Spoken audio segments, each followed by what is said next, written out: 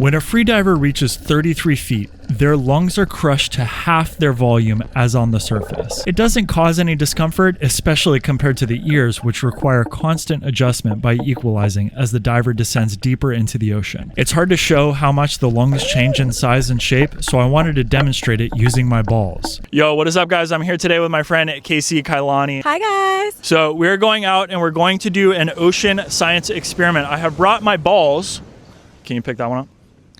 And we're going to try to squish them down to the bottom of the ocean. Now, something crazy is going to happen when we go down to the bottom with them. Can you guess, Kayci, what's going to happen? I think we're going to float up. Yes, that is part of it. But also, they're going to get crushed down to half of their size when we get down to 33 feet. So it's going to look crazy when we get down there. The hard part is going to be just pushing them down at all. Now, I've tried to do this with a balloon before, and I couldn't do it fully inflated.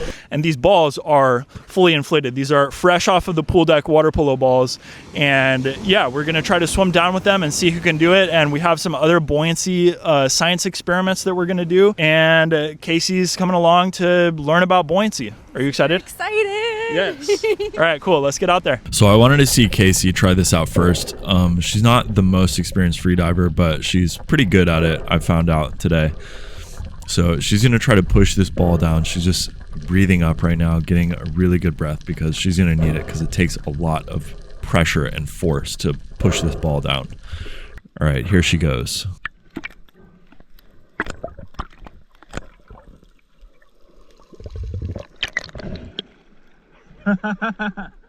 As we can see, she was not able to do it, so I gave her some tips, like to basically get her hips over it and then start kicking.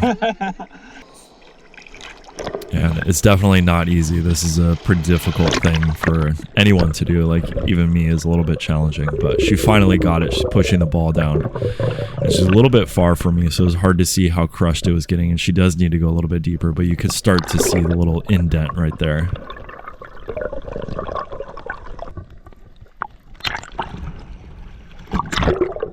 All right, here she goes again. She's determined to get to the bottom. She's super motivated right here, pushing herself as hard as she can, but the ball is just too buoyant. She would have needed a lot more weight on her belt, I think.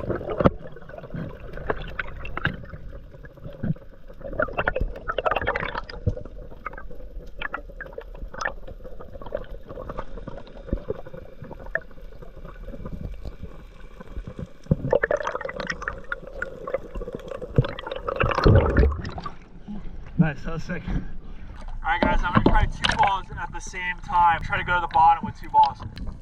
So I'm pretty sure back in my water polo days, we used to do it with 2 balls and no fins and no weight belt. So I had a feeling that I'd be able to do it. And the thing about it is, like, once you get down to like 10 or 15 feet, it's really easy to just kick straight down. So that's all I had to do, was just get that initial part done, and then I was able to get it to the bottom. I would like to see taking this even deeper, but this was the deepest we could get because we'd have to go out like half a mile for it to actually get to 100 feet deep or so. But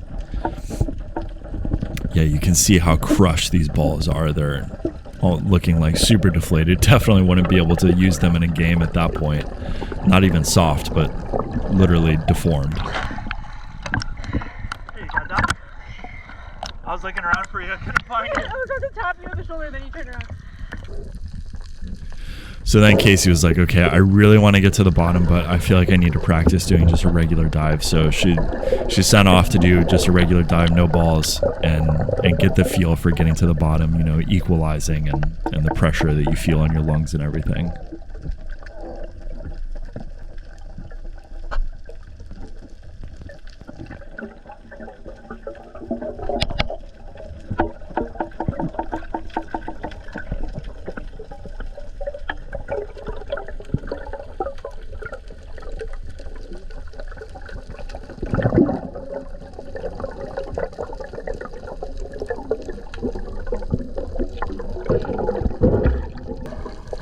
All right, here she goes again.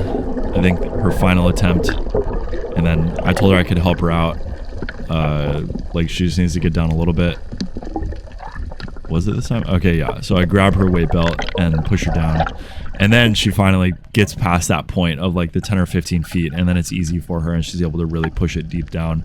Still didn't go to the bottom. I think some people don't understand like what the bottom means, where you really have to go touch the bottom to be down there. It's not just like when it looks close.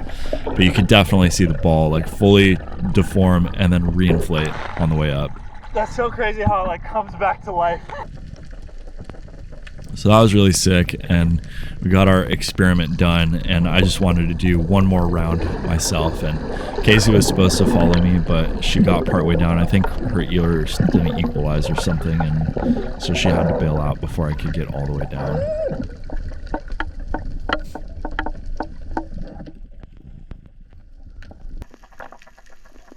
So I was like looking around for her, and I was like, whatever, I gotta show my perspective. And just crazy to see this ball like almost completely deflated. If you guys like this, like let me know and I'll go back out. I'll try to take them down to like 100 feet, because I can dive down to 100 feet. It's just kind of hard for me, and I don't know who would film me, but I'd be able to at least get like this kind of perspective, like a selfie with the ball going super, super deep, to see how small they really get. Because I think at 100 feet, it'll look like you took the air out of it. Like it'll look like there's literally nothing in it. And I could probably fold it up like the shape that they package them in when they sell them, which is kind of crazy to think about.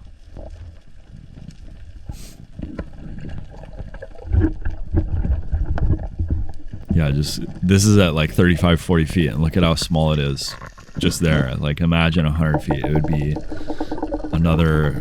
it would be like a quarter of its size at the surface, rather than here it's a half.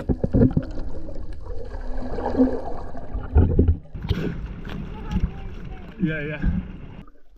All right, so of course we have to pick up some trash on the way in. I don't want to go on a dive and not pick up trash, and I've had a hard time with my trash pickup videos doing well, so I'm just gonna include it with this video about us deflating the balls. And even Kayci got down there and found some trash, so that was cool to see her being motivated about picking the trash up. I didn't tell her to do it or anything. Nice job. And then she goes to put it in her suit, and I'm like, dude, I have pockets. Like, just let me put it in my pockets. I feel like that's probably so uncomfortable to have against your skin, especially like the sticker maybe, but like the fishing line, no way. Then I found this fishing weight, and the fishing weights I always like leave for the fishermen, so I put that just next to the trash can rather than in the trash can. Okay, the next thing that we're gonna do, I had to set up my GoPro, and I wish I had like some kind of tripod that somehow wasn't annoying to carry around and also was like super stable on the bottom. So if anyone knows of a product like that, please let me know in the comments. But I have to like use all these rocks and stuff to set up my GoPro so that it will point at us. And of course it's like so close to the bottom that if any wave comes, the sand is gonna stir up and then block the shot that I'm trying to get. So anyways, we grab a couple more rocks. Got to find the ones that are actually loose, because some of these, it's like bumps in the reef that's actually not a rock. It's like just lava rock down there that's like the whole thing. I don't know how to describe it, but it's like you can't pick it up, obviously. So I grabbed a couple more pieces just to make it super solid so the thing doesn't roll over, because I can't stay down forever, you know? And then this is the plan. I'm going to go down with no fins, and then I'll remove my weight belt and see if I float up.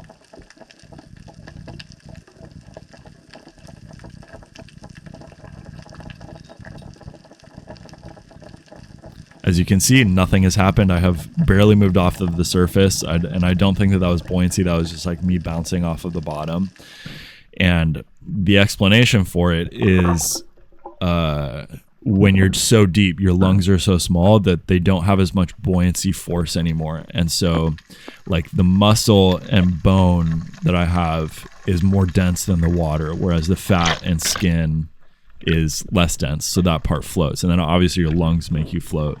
But when you go down and you're deep enough, like it's around like 15, 20 feet, depends on your body composition, obviously, then you start sinking even while your lungs are completely full. So I went back down, got my weight belt again, and then we're gonna try this with Kayci, and she obviously has a different body comp than I do. She was a little nervous about doing it with no fins, so I didn't want to make her.